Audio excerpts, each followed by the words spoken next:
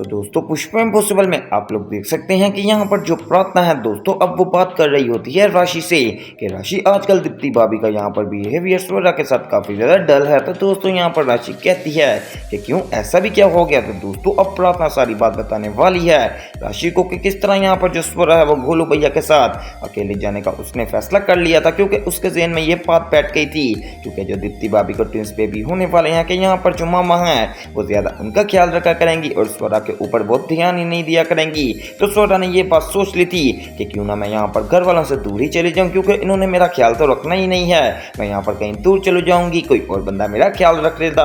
अब दोस्तों जब यहाँ पर राशि ये सारी बात सुनती है तो वो कहती है कि दीप्ति भाभी ने वैसे ये गलत तो किया कि अगर उसको ऐसा यहाँ पर शो करवाया। दूसरी तरफ आप लोग देख सकते हैं कि यहाँ पर दोस्तों जो कोयल का दोस्त होता है वो यहाँ पर पुष्पा के साथ बैठा होता है और कहता है कि वैसे पुष्पा जी आज तो आपने कमाल ही कर दिया कि यहाँ पर नैना को हरा दिया। तो पुष्पा कहती है कि हाँ वो ज्यादा ही अकड़ रही थी, मैंने उसकी यहाँ पर अकड़ तोड़ दी है। लेकिन दोस्तों साथ ही यहाँ पर कोयल का दोस्त कहता है कि मैं आपसे एक बात करना चाहता हूँ कि यहाँ पर जो कोयल है आजकल पता नहीं किससे ज्यादातर बात करती है और मुझे कुछ बताती भी नहीं। तो दोस्तों पुष्पा कहती है कि तू ज्यादा इन्वॉल्व क्यों होता है उसकी बातों में, वो उसका यहाँ पर मसला है, तू ज्यादा बीच में ना पड़। तो दोस्तों इसी तरह यहाँ पर कोयल का दोस्त कहता है पुष्पा जी मैं भी आपको यही बात समझाना चाह रहा हूँ कि आप भी यहाँ पर अपने मसलों में बात किया करें, अपने यहाँ पर बच्चों के मसलों में नहीं, क्योंकि अब वो बड़े हो चुके हैं और अब वो अपने यहाँ पर सारे मसाइल का हल भी निकालना जानते हैं और उनको ये भी पता है कि क्या चीज़ गलत है और क्या चीज़ सही है। इतनी देर में दोस्तों कोयल भी आ जाने वाली है और वो भी पुष्पा को यही बात समझाती है कि पुष्पा जी आपको यहाँ पर ज़्यादा ध्यान अपने ऊपर देना चाहिए, यहाँ पर ये नहीं करना चाहिए कि उसके ऊपर भी ध्यान दे दिया उसके ऊपर भी ध्यान दे दिया,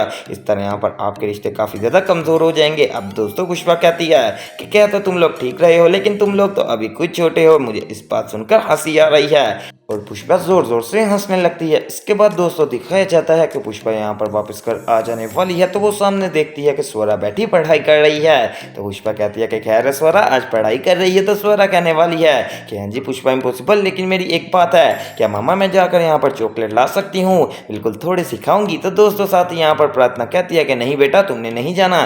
तो दीप्ति कहने वाली है कि बेटा यहाँ पर ना जाओ। तो दोस्तों स्वरा काफ़ी ज़्यादा जिद भी करती है। तो अब यहाँ पर दीप्ति कहती है ठीक है तुम चली जाओ लेकिन अपना जूता मत पहन कर जाना। तो दोस्तों पुष्पा कहती है कि दीप्ति ये कैसी बात हुई, अगर वो जूता नहीं पहनेगी तो उसके पाँव में कुछ लग भी तो सकता है। तो दोस्तों यहाँ पर प्रार्थना कहने वाली है कि जी भाभी यहाँ पर मम्मी ठीक कह रही हैं। अब दीप्ति कहती है कि नहीं मैं सिर्फ इसमें से यहाँ पर कॉन्शियस हो रही हूँ कि यहाँ पर जो स्वरा है वो कहीं दूर ना दोबारा से चली जाए। दूसरी तरफ आप लोग देख सकते हैं कि जो चोल की मीटिंग बैठनी थी दोस्तों अब वो वाली मीटिंग बैठ जाने वाली है और यहाँ पर पुष्पा भी आ जाती है। इतनी देर में यहाँ पर जो हसमुख यानी कि कदामनी का चेला आ जाने वाला है, कदामनी के पीछे दुम दबाते हुए और उसकी चेयर भी उठा लाता है। अब दोस्तों कदामनी यहाँ पर चोल के अंदर आती है और यहाँ पर जो हसमुख है वो चेयर लगा देने वाला है तो कदामनी बैठने लगती है। साथ ही यहाँ पर चोल कहता है कि रुको, तुम्हें यहाँ पर हमारे चोल के अंदर एंटर होने की कोई जरूरत नहीं, तुम ख्वामखाई चोल का एक यहाँ पर फर्द बनी जा रही हो। तो दोस्तों कांची कहती है कि ये कैसी बात हो गई, क्या यहाँ पर मेरा कमरा नहीं है, मैं इस घर में रहती हूँ,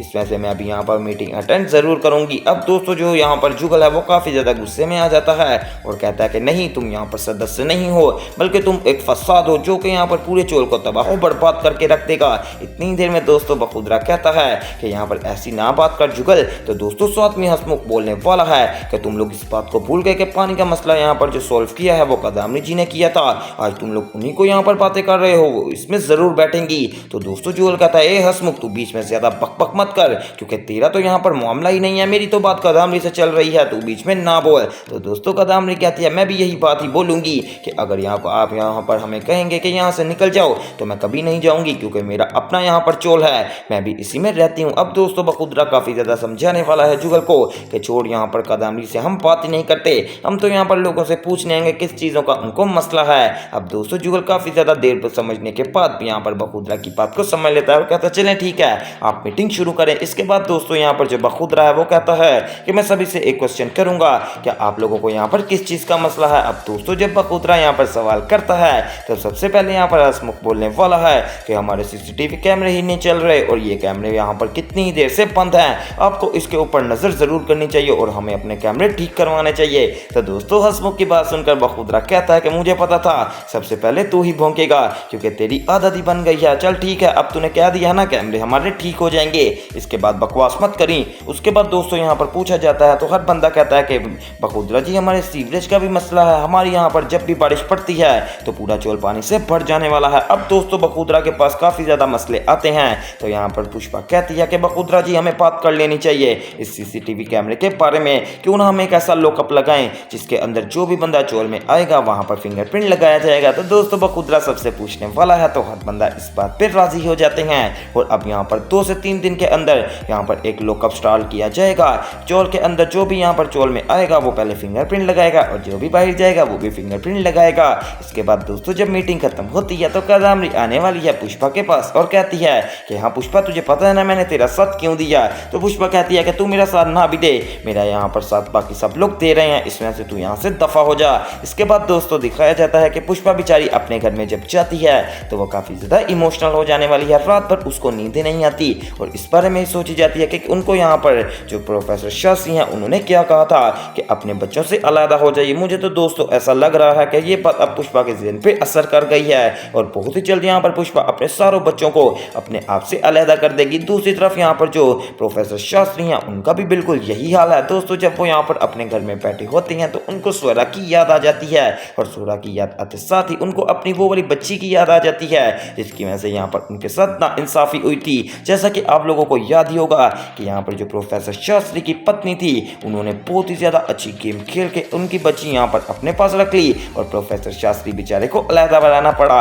ये तो यहाँ पर बहुत ही ज़्यादा ज्यादती कर दी गई थी प्रोफेसर शास्त्री के साथ। इस वजह से प्रोफेसर शास्त्री अपना दिल बहलाने के लिए यहाँ पर वाइन वगैरह पी रहे हैं और यहाँ पर शराब के काफ़ी ज़्यादा कश भी लगा रहे हैं। अब दोस्तों आने वाले एपिसोड में आप मुझे कमेंट्स में बताएंगे क्या यहाँ पर प्रोफेसर शास्त्री के साथ दोबारा से उनकी सुलह हो पाएगी या फिर नहीं। इसके बाद दोस्तों यहाँ पर कॉलेज से फुल आ जाने वाला है प्रोफेसर शास्त्री को कि मेरी यहाँ पर नौकरी का सवाल है, आपको अभी कॉलेज आना पड़ेगा। अब कल वाले एपिसोड में प्रोफेसर शास्त्री अरेस्ट होने वाले हैं तो वो सब देखने के लिए चैनल स्पाइसी एंटरटेनमेंट को सब्सक्राइब करें।